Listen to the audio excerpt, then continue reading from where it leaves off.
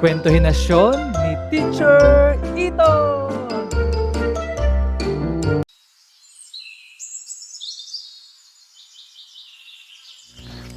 Si Mariang Mapangarapin. Bidyong likha ni Ginoong Jason Lazarte. Magandang dalaga si Maria. Masipag siya at masigla. Masaya at matalino rin siya. Ano pat masasabing isa na siyang ulirang dalaga. Kaya lang sobra siyang mapangarapin. Umaga o tanghali man ay nangangarap siya. Lagi na lamang siyang nakikitang nakatingin sa malayo, waring nag-iisip at nangangarap ng gising. Hay! Ang sarap sigurong maging mayaman. Maraming pera. Gusto ko yun. Dahil dito, nakilala siya sa tawag na Mariang Mapangarapin.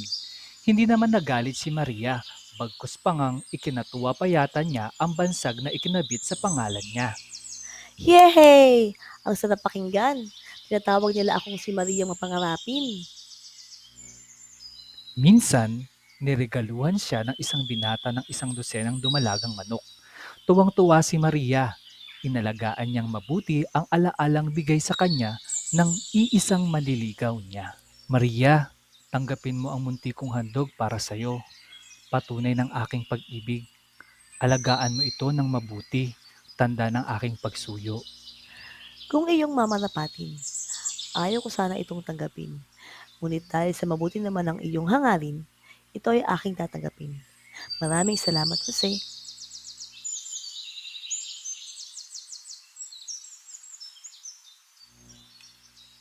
Nagpagawa siya sa kanyang ama ng kulungan para sa mga manok niya. Higit sa karaniwang pag-aalaga ang ginawa ni Maria. Pinatutukan niya at pinaiinom ang mga ito sa umaga, sa tanghali at sa hapon. Itay, gawan mo naman ang kulungan ng aking mga manok. Oo naman anak, ikaw pa ba?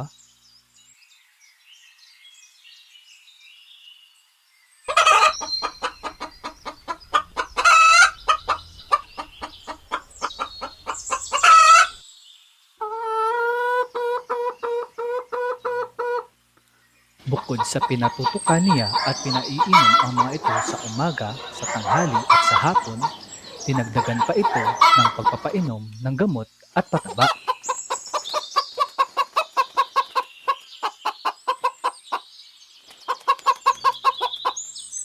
Kumain na kayo, mga alaga kong manok, at nang kayo ay magsalaki ng malulusog.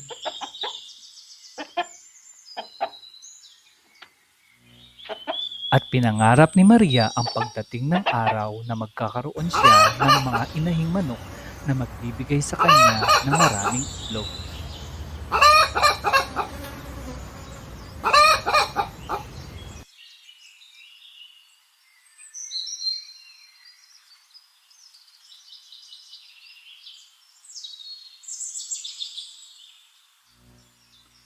Lumipas ang ilang buwan hanggang sa dumating ang araw na nangitlog ang lahat ng inahing manok na alaga ni Maria. 12 itlog ang ibinibigay ng mga inahing manok araw-araw.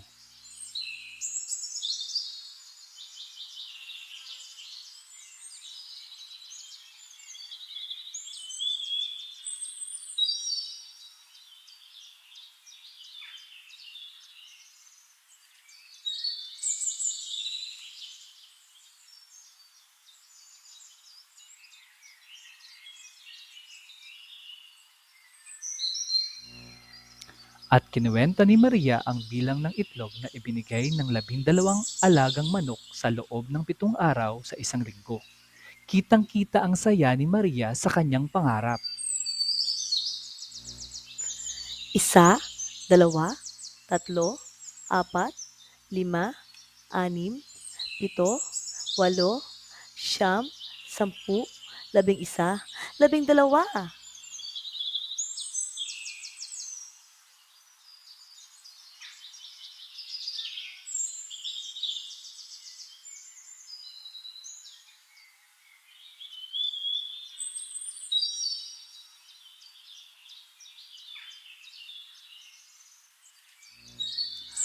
At inipon na nga ni Maria ang itlog ng mga inahing manok sa araw-araw. Nabuo ito sa 5 dosenang itlog